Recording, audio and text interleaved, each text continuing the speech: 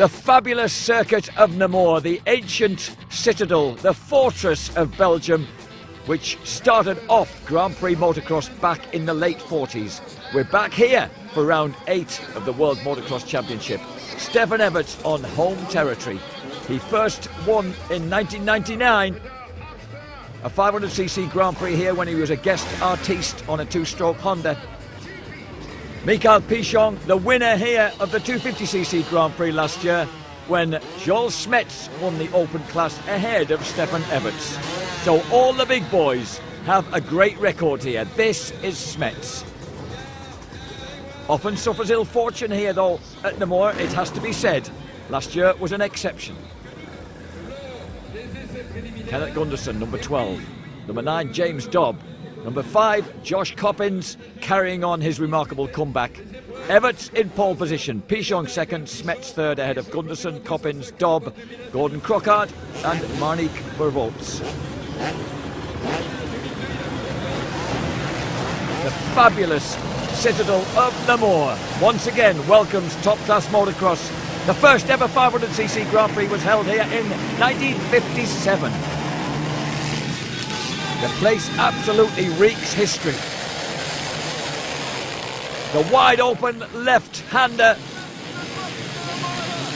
And Joel Smets is the man who rips to the front ahead of the Suzuki and 2 Yamahas. Stefan Everts in second place, Pichon third. And then it's down through the woods, the amazing woodlands that they rattle through at unbelievable speeds. There's a couple of tarmac road crossings. They've long since put dirt over the 100-metre tarmac stretch past the Monument Cafe, but it is still a fabulous one-off circuit. Smets leads it ahead of Stefan Everts and Michael Pichon. There's Coppins, number 5, flashing through the picture. Oomph! And collisions on this narrow circuit as it goes through the woods. 4th place for Marnik Bervoets. 5th for James Dobb. Great start for the 2001 125 world champion, who won here that year despite having just broken his collarbone in Sweden. Smets through the trees, the dappled light, the sunshine, the adverse cambers, the ruts, the twists and the turns. A truly stupendous circuit. And then the sharp right turn and the huge climb up through the woods, across the plateau. Dobb finds both the Motor X Kawasaki's hanging onto his rear fender. This is the terrific uphill climb back onto the esplanade in front of the main grandstand. It truly is an awesome place. Joel Smets in the lead, Stefan Everts second. No Belgian crowd could want more than that at the end of the first lap, except to have it at the end of the final lap. Just push, that's all he can do, because Everts and Pichon behind him in the race, ahead of him in the championship. Dobb still there in 5th, ahead of the Motor X Kawasaki's of Gunderson and McFarlane.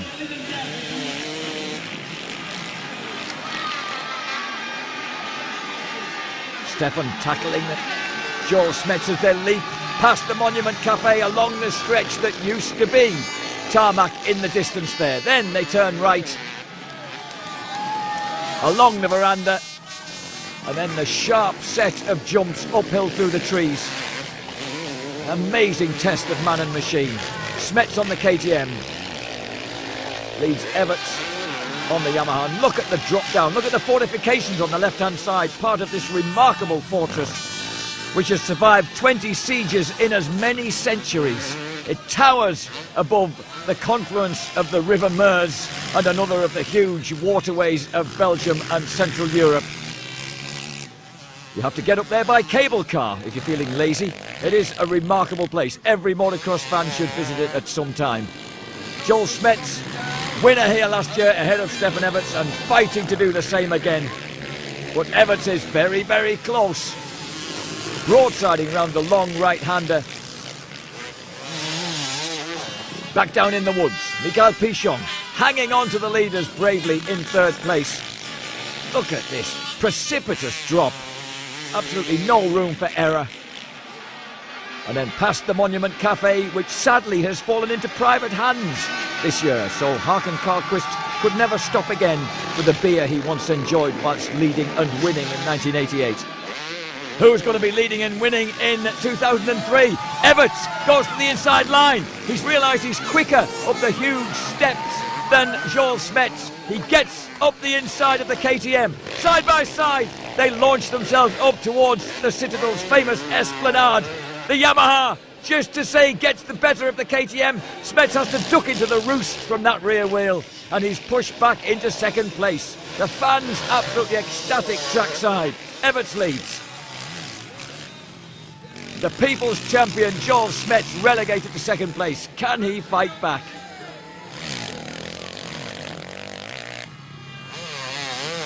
Belgium, possibly the greatest motocross nation there has ever been. Two of its greatest heroes here on home turf, fighting it out at Namur. Look at that fabulous stadium in the background. Everts leads. Second place Smets, 3 seconds adrift, Mikael Pichon. Fourth Bevolt, fifth, a strong ride from James Dobb at last ahead of Andrew McFarlane. Reeking atmosphere here. Stefan Everts once again competed in and won the 125cc Motocross Grand Prix for win number 62 in his career. That was this morning. This is midday. The battle is on in the heat of the midday sun with a bit of protection from the trees. Even a Finnish flag being flown here as we watch the battle between Everts and Smets. The din from the horns and the fans echoing round the trees here. Almost in part turns into a trials track. An enduro here. And that gentleman on the left was trying to persuade Joel to believe that he was actually closing the gap. He might be doing just that. He needs to. Other guys are just contenting themselves with full throttle clenched fists. Michele Rinaldi, the man who persuaded Stefan Everts to start riding 125 GPs to get himself warmed up, attuned to the track and ready to go right from the start. And Gordon Crockard goes out.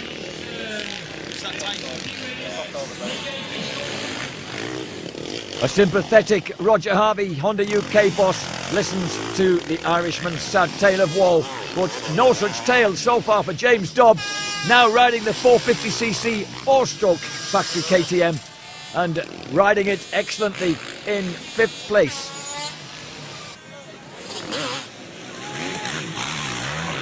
Through the trees, Dobb rattles, letting the rear end of that KTM step out and do what it likes. The strong, tall Derbyshireman, 30 years old now, from Ripley, near Derby. Oh, Stefan Everts, absolutely speedway style through the arena. He's having a ball on that Rinaldi Yamaha. Oof, not so, the KTM. Joel Smets, a real bum-tightening moment for him as he dropped off one of the steepest descents then. He's keeping that 1.6 second gap though on the leader. Harry Everts, Stefan's dad, looking anxious in the corner of our screen just then. He knows that the pressure's on his son. When Harry won his first World Championship at 23, Stefan was just 3 years old. Now here he is at 30, being chased by the 34-year-old Joel Smets. Underneath the footbridge of this famous park, this circuit goes skittering through, alongside Namur Castle, the open-air theatre, the cannon, the fortifications, the whole astonishing place. Monique Bevolts still riding strongly here at Namur, the man who's been 4 times second in the World Championship, but James Dobb has him in his sights. Dobber is beginning to close the gap on the second Yamaha. Bevolts 4th, Dobb still 5th.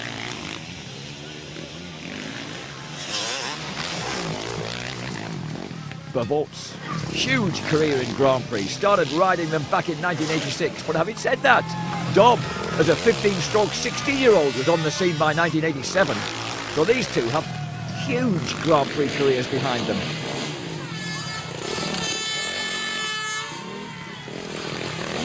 Bevolts suffered terminal damage to his confidence when he led Stefan Everts by over 70 points in 1996, yet still lost the championship.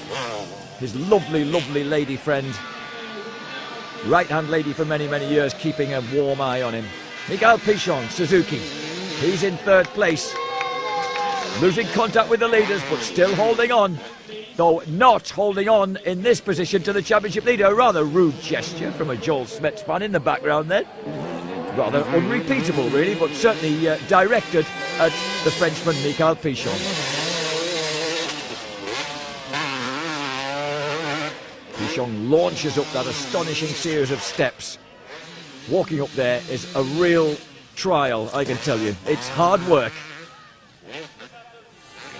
Pichon's very potent 252 stroke comes to the top of the hill. Here's Stefan Everts. He's onto his final lap, and he's opened up just a bit of an advantage over his gallant pursuer, Joel Smets. Smets, though, hasn't given up yet. 2.1 second gap. You can just glimpse him through the trees, constantly, tantalisingly. Dropping downhill. The Belgian flags waving, the Belgian arms waving. They are the most passionate fans imaginable where motocross is concerned. They've been known to shove the fences and the ropes forward to force opposition riders offline if there was any danger to their beloved Belgian stars. I've seen it happening in Luxembourg. Oh, Stefan Everts almost loses it, going past the back marker and glances momentarily over his shoulder to check that Joel Smets isn't too close. Smets is. Everts is still on it.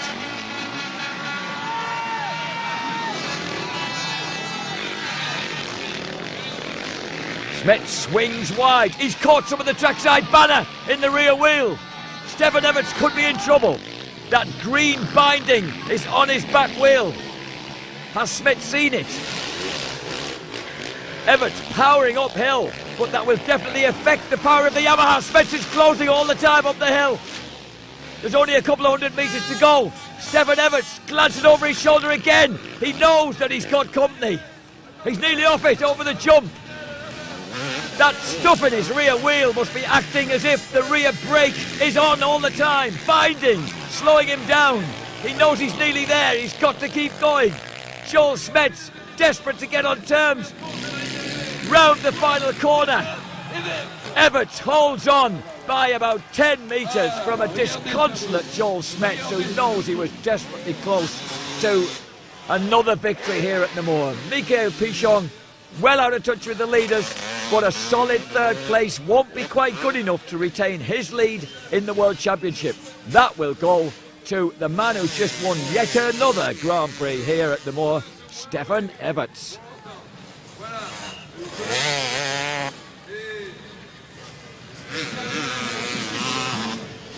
Pichon crosses the finishing line now, but all the excitement is in front of him.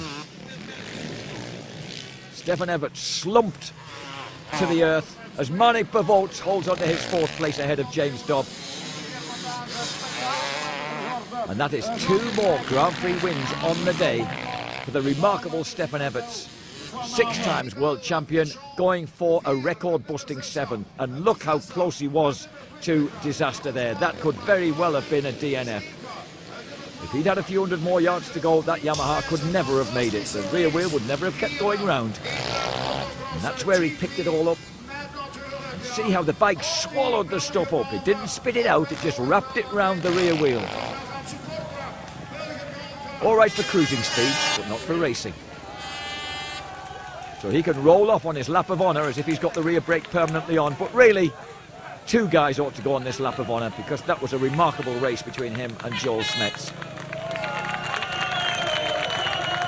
Well, he said first he set out to beat his father Harry's record of 4 world titles.